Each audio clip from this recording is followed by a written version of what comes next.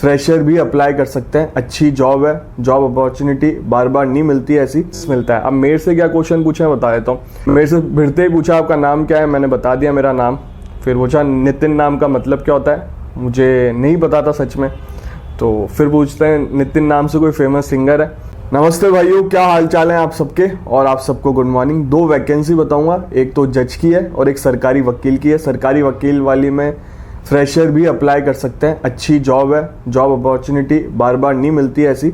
Form fill करना। कल मैं इंटरव्यू देने गया था लीगल एड वाला, मेरा इंटरव्यू हो गया। मेरे 3 डिस्ट्रिक्ट से कॉल आया था मुझे, बट मैं एक ही डिस्ट्रिक्ट में देख के आया हूँ। जयपुर में जयपुर मेट्रो 1 है, 2 है और जयपुर डिस्ट्रिक्ट है। तो मैं जयपुर डिस्ट्रिक्ट में देख के आया था। आज भी मेरा था पर मैं गया नहीं आज। देखो क्या है, क्या पूछा और एक्सपीरियंस कैसा था मैं आपको वीडियो के एंड में बताऊंगा। हालांकि मैंने व्लॉग बनाया है, और क्या कारण था कि मैं थोड़ा कंफर्टेबल नहीं रहा इंटरव्यू में, वो मुझे समझ में आया इंटरव्यू देने के बाद। और देखो क्या है, मैंने कभी इंटरव्यू दिया नहीं, एक बार इंटरव्यू दिया है, मैं एग्जाम में क्वालिफाई किया था। फिर इंटरव्यू कॉल आया था, मेरा लॉ ऑफिसर की पोस्ट थी, सरकारी इन्वायरमेंट डिपार्टमेंट था वो। तो वो एक्सपीरियंस था मुझे, और सेकेंड एक्सपीरियंस ये हुआ है। इंटरव्यू तो देने चाहिए यार, काफ़ी कुछ सीखने को मिलता है। फ्यूचर में आप आरजेएस का इंटरव्यू दोगे, किसी और डिपार्टमेंट का इंटरव्यू दोगे, तो आपको पहले से चीज़ें पता चल जाती है। जैसे कल मैंने दिया है, तो आगे ये गलती मैं नहीं करूँगा। तो कुछ करोगे तभी तो आपको अपनी गलतियाँ पता चलेगी। तो इंटरव्यू तो देना चाहिए। बाकी मैं पहले वैकेंसी की बात कर लेता हूँ, फिर एक्सपीरियंस बताऊँगा अपना जो भी रहा है मेरा कल का। पहले जज वाली वैकेंसी की बात कर लेते हैं। देखो, एक कलकत्ता हाईकोर्ट में निकली है, और इसमें प्री होगा, मेंस होगा, इंटरव्यू होगा। प्री 50 मार्क्स का होगा, 2 मार्क्स के क्वेश्चन रहेंगे, और मिनिमम क्वालिफाइंग मार्क्स भी है 50%। और मेंस इसमें 5 पेपर होंगे, मेंस में 100 मार्क्स के रहेंगे, 3 घंटे का रहेगा, और 500 मार्क्स का होगा मेंस, और इंटरव्यू 100 मार्क्स का रहेगा। ठीक है, आगे चलते हैं। मेंस का जो सिलेबस है वही प्री का सिलेबस है। तो पेपर 1 में बंगाली से इंग्लिश ट्रांसलेशन है, ऐसे राइटिंग है। पेपर 2 में सीपीसी है, आर्बिट्रेशन है, लिमिटेशन है, स्पेसिफिक रिलीफ है, law related to IP act है, और कॉन्ट्रैक्ट एक्ट है, और अपने नई वाले क्रिमिनल लॉज है। नेगोशिएबल इंस्ट्रूमेंट है, एनडीपीएस एक्ट है, जूनाइल जस्टिस है, प्रोटेक्शन ऑफ चाइल्ड है, protection of women domestic violence है, टीपी है, कॉन्स्टिट्यूशन है, हिंदू लॉ है, मॉमडन में और मेंटेनेंस भी है, मुस्लिम लॉ भी है, सक्सेशन एक्ट भी है, गार्जियनशिप भी है, इंडियन ट्रस्ट एक्ट भी है, और local law 5th paper local law का है। वेस्ट बंगाल टीनेंसी है, लैंड रिफॉर्म है, एक्विजिशन है, पब्लिक डिमांड रिकवरी एक्ट है, इंडस्ट्रियल डिस्प्यूट है, मोटर व्हीकल एक्ट है। तो मेंस में टोटल 5 पेपर हो रहा है, और इसमें देखो जजमेंट नहीं मांग रहे, मैं क्वालिफिकेशन बता दूंगा अभी। तो आप यहाँ से भी हो तो फॉर्म फिल कर सकते हो। और ये देखो, हर स्टेट में लोकल लैंग्वेज का तो रहता है। वेस्ट बंगाल से राजस्थान में आरजेएस का पेपर देने आए थे। कर्नाटक से बंदा आया था, कल जो मैं इंटरव्यू दे के आया हूँ ना, कर्नाटक से ही बंदा आया था। और बंदे के मतलब लड़कियों जैसे तो उसके बाल थे, और शायद वही था कर्नाटक से, और टीका भी लगा रखा था, लग रहे थे वो साउथ के। तो काफ़ी घने बाल थे यार। वो आजकल वो ऐड भी तो चलते रहते हैं तेलों के, वाकई में यार साउथ में बाल बड़े होते हैं, हमारे तो बहुत कम हो गए बाल। तो ये सिलेबस है। अब आगे चलते हैं, इसकी क्वालिफिकेशन की बात कर लेते हैं। 35 मिनिमम एज है, मैक्सिमम 45 है, और एज रिलैक्सेशन भी है। शेड्यूल कास्ट शेड्यूल ट्राइब्स वालों को 3 साल का। 7 ईयर की प्रैक्टिस होनी चाहिए। उसमें जजमेंट नहीं मांगा, ठीक है। तो आप लोग फिल कर सकते हो जिनके यहाँ जजमेंट नहीं है। यूपी में जजमेंट कर दिए, राजस्थान में ही जजमेंट मांगता है। और ये पे स्केल बता रखी है, प्रोविजन पीरियड के बारे में बता रखा है, पोस्टिंग ट्रांसफ़र के बारे में बता रखा है, सीनियरिटी के बारे में बता रखा है जो अपने काम का नहीं है। और ये एप्लीकेशन फॉर्म है, इसमें भी जजमेंट के बारे में कहीं डिस्कस नहीं करा गया। एक्सपीरियंस सर्टिफिकेट लगेगा। एक्सपीरियंस सर्टिफिकेट कौन इशू करता है? कोर्ट की अथॉरिटी, मतलब डिस्ट्रिक्ट कोर्ट से भी इशू हो सकता है आपका, हाई कोर्ट से भी हो सकता है। तो जो 7 साल प्रैक्टिस करके बैठे हैं उनको पता होगा कैसे होता है। तो ये बताने की ज़रूरत है नहीं मुझे इसमें, इस वैकेंसी के लिए। और इसमें देखो नेम लिखना है, father name, date of birth, age, ये सब कुछ, अपना एड्रेस, और ऐसा कुछ एक सिंपल सा फॉर्म है, इसको आपको भेजना है।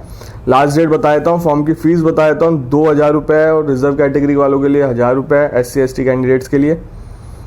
और ये registrar general cum secretary selection board high court Calcutta, इनको ये फॉर्म जाएगा। और 20 सितंबर लास्ट डेट है, इस महीने की 20 तारीख लास्ट डेट है, 4:30 बजे लिखा हुआ है फ्राइडे। तो डिस्ट्रिक्ट जज की वैकेंसी है। डिस्ट्रिक्ट जज की सैलरी पता करनी है, मैंने ऑफिशियल सैलरी स्लिप पे वीडियो बना रखा है। हालांकि सैलरी अब और इंक्रीज़ हो गई है और पे स्केल क्या रहती है, बहुत सारी सुविधा मिलती है एक जज को, तो आप वीडियो देख सकते हो, चैनल पे वीडियो है। अब सेकंड वैकेंसी की बात करते हैं।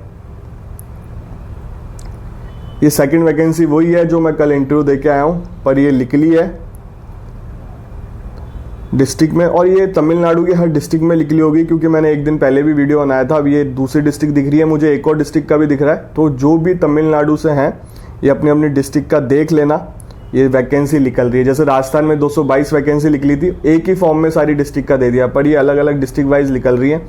और पहले वाली जो मैंने देखो इसमें बात कर लेते हैं पहले। तो लीगल एड डिफेंस काउंसिल में निकली है, deputy chief legal aid defence council, assistant legal aid defence council. Assistant legal aid defence council में हर कोई एलिजिबल है जिसके पास 0 से 3 साल का एक्सपीरियंस है। 0 से मतलब 1 दिन का हो, चाहे 0 का हो, 10 दिन का हो, 1 महीने का हो, साल भर का हो, वो अप्लाई कर सकता है। सैलरी 30,000 है असिस्टेंट वाले के लिए, और deputy chief legal aid defence council की 50,000 है। ठीक है, ये पियोन की भी लिखी ली है, उसकी बात मैं करूँगा नहीं, मेरा चैनल लॉ से रिलेटेड है तो लॉ की बात करूँगा। डेट है 23, लास्ट डेट है 10/9/2024। इसको एड्रेस बता दूंगा। राजस्थान में क्या हुआ है, राजस्थान में जिन्होंने मेल भी किया था ना, वो फॉर्म भी एक्सेप्ट हुए हैं। मैंने पूछा था उनसे इतने फॉर्म कैसे हो गए, तो उन्होंने बोला मेल से भी हमने एक्सेप्ट किए हैं। जो हाई कोर्ट गए थे फॉर्म, उनको भी हाई कोर्ट से आए थे वापस, तो वो भी एक्सेप्ट किए गए हैं। और किसी डॉक्यूमेंट में कोई गड़बड़ थी, वो भी फॉर्म एक्सेप्ट किए गए हैं। और उधर फोटोकॉपी करवा रहे थे, तो ऐसी दिक्कत नहीं करी। जयपुर में तो कॉपरेट कर रहे थे काफ़ी, कुछ बच्चों को इंटरव्यू देने दिया है, तो अच्छी चीज़ है ये चीज़ भी। देखो अब इसमें deputy legal aid defence council में क्या है, 7 साल की प्रैक्टिस होनी चाहिए, 20 क्रिमिनल ट्रायल केस आपने हैंडल किए हो, कंप्यूटर की नॉलेज भी होनी चाहिए। असिस्टेंट वाले में लिखा हुआ है 0 से 3 साल, तो 0 से 3 साल फ्रेशर अप्लाई कर सकते हैं। बाकी ऐसी कोई कंडीशन नहीं है कि आपने केस डील किया हो। मेरे से इंटरव्यू में पूछा था, मैं आपको बताऊंगा बाकी। और इसकी प्रोफाइल बता रखी है, पूरा जो सरकारी काम रहता है वही रहता है। देखो असिस्टेंट की बात कर लेता हूँ। Filing case conduct, magistrate trial करनी पड़ेगी आपको, remand, bail application, legal research, legal aid case, jail visit करनी पड़ेगी, असिस्ट करना पड़ेगा प्री अरेस्ट स्टेज पे, और जो भी असिस्ट करना पड़ेगा chief legal aid defence council, deputy legal aid defence council को विजिट करनी पड़ेगी लोकेशन, कोई भी लीगल एड क्वेरी है वो भी हैंडल करनी पड़ेगी, अपडेट करना पड़ेगा, असिस्ट मेंटेन, फाइल को मेंटेन करना पड़ेगा। जो एक एपीओ का काम रहता है, वैसे पोस्ट का नाम डिफेंस काउंसिल, उसे समझाओ सरकारी वकील का काम है। इसमें 2 साल के बेसिस पे, कॉन्ट्रैक्ट बेसिस पे रहेगा, और फिर एक्सटेंड होता रहता है। ऐसे सब में 2 साल का ही था, हाँ इसमें भी 2 साल का है, फिर एक्सटेंड होता रहता है। सैलरी का रेगुलर बेस्ड जॉब है, ये मत सोचना कि आप कोई और काम कर लोगे, रेगुलर बेस्ड जॉब है। वर्कलोड राजस्थान में तो जितना पता चला इतना नहीं है, जयपुर में हो सकता है क्योंकि जयपुर डिस्ट्रिक्ट है, पर अदर डिस्ट्रिक्टों में इतना वर्कलोड है नहीं, क्योंकि लोगों को अपने राइट्स तक नहीं पता, लीगल एड के बारे में नहीं पता। और लीगल एड वही लेते हैं जो बिलो पॉवर्टी लाइन होते हैं, उनको पता नहीं होती चीज़ें, बताने वाला होना चाहिए तभी वो अप्लाई कर सकते हैं। इसके लिए अप्लाई करना पड़ता है, फॉर्म फिल करना पड़ता है, उन लोगों को इतनी चीज़ पता नहीं होती। तो और सीखने को बहुत कुछ मिलेगा आपको। मैं एक बताता हूँ, एक था कोई मुझे बता रहा था कि मैडम होगी, उन्होंने ज्वाइन कर रखा था, बाद में उन्होंने स्विच कर लिया 6 साल भर में, और फिर अडानी ग्रुप ज्वाइन कर लिया शायद, और काफ़ी अच्छा पैकेज है, लीगल मैनेजर बन गए। तो एक बार आपको एक्सपीरियंस हो जाता है तो आपके पास स्कोप खुल जाता है, तो ज्वाइन जरूर करना। इसमें सैलरी भी मिल रही है, फर्स्ट जनरेशन एडवोकेट, तो फॉर्म फिल करना। राजस्थान में कर्नाटक से भी देने आए इंटरव्यू, तो आप लोग भी जा सकते हो, ऐसे कोई बड़ी बात नहीं है। और बात आती है कि सिलेक्शन, देखो सिलेक्शन आप अपना काम करो, सिलेक्शन होना होगा तो हो जाएगा, नहीं तो एक्सपीरियंस मिलता है। अब मेरे से क्या क्वेश्चन पूछे बता देता हूँ।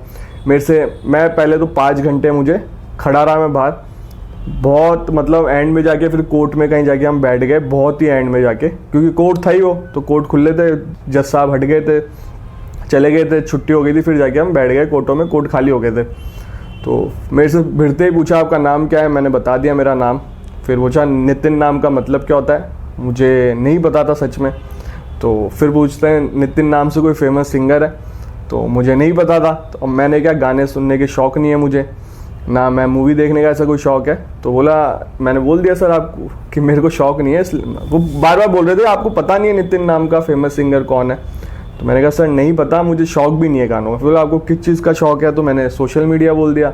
फिर उन्होंने मेरे यूट्यूब चैनल के बारे में पूछा कि कैसे हुआ, क्या करते हो, और मतलब किस क्या। मैंने कहा सर ये वैकेंसी भी मैंने ही बताई है। तो वो खुश हुए, काफ़ी इम्प्रेस हुए। और फिर उन्होंने पूछा इनकम के बारे में, क्योंकि रिटर्न मैंने लगाई थी। तो ये सारी चीज़ें चलती रही। फिर 2-4 लॉ के क्वेश्चन पूछे। फिर लीगल मैगजीन पूछी, वो मुझे याद नहीं आई क्योंकि मैं उस टाइम फ्रस्ट्रेटेड हो रहा था। इतनी देर तक खड़े रहो, फिर मेंस का पेपर भी था। तो फिर लीगल मैगजीन 1-2 पूछी, तो मैंने उसमें सॉरी बोल दिया। हमेशा आपको नहीं आया तो सॉरी बोल ही देना चाहिए। और ऑफेंस पूछा, लॉ पूछा, लॉ क्या होता है, ऑफेंस क्या होता है। और लॉ से तो यही पूछा था, बाकी यूट्यूब चैनल से बात चल रही थी। तो बाकी मुझे जितना याद है मैंने आपको बता दिया। आपको तैयारी करनी है तो प्रैक्टिकल चीज़ें भी पूछ सकते हैं। यूपी से आया था एक बंदा, उसका मतलब आधे घंटे करीब चला था। और वो क्योंकि शायद प्रैक्टिसिंग एडवोकेट था, और मेरे से ही पूछा कि आप प्रैक्टिस करते हो क्या, आपको नॉलेज है क्या। मैंने साफ मना कर दिया कि सर मुझे नहीं है बिल्कुल। अगर देखो क्या, अगर मैं बोल देता तो बहुत डीप में चल जाते हैं जो प्रैक्टिसिंग लॉयर है। तो मैंने उनको बोल दिया, सर मना कर दिया मैंने, सर नहीं है मुझे। फिर उन्होंने बोला आपने फॉर्म क्यों भरा, फिर आपको नॉलेज नहीं है। तो मैंने बोला सर इसमें 0 से 3 साल का है। तो मतलब आपको आंसर देना आना चाहिए। चेक करते हैं बस, आपका कॉन्फिडेंस चेक करते हैं, आप घबरा रहे हो नहीं कर रहे, स्माइल दे के आंसर दो। ऐसे ऐसे आरजेस के इंटरव्यू हैं बच्चों के जिन्होंने क्वेश्चनों के आंसर नहीं दिए फिर भी सेलेक्ट हुए, इंटरव्यू नंबर मिले। वो केवल कॉन्फिडेंस देखते हैं। हो सकता है बच्चा भूल जाए, डेफिनेशन याद नहीं हो सकती, सेक्शन याद नहीं हो सकते, क्योंकि हर कोई रट नहीं सकता। तो इन चीज़ों का ध्यान रखना। वीडियो अच्छा लगा हो तो लाइक करना, चैनल को सब्सक्राइब कर लो। इस चैनल पे लॉ से रिलेटेड वीडियो आता है। लॉ की वैकेंसी कहीं पे भी है, सिविल जज की वैकेंसी कहीं पे भी है, मैं टाइमली अपडेट देता हूँ।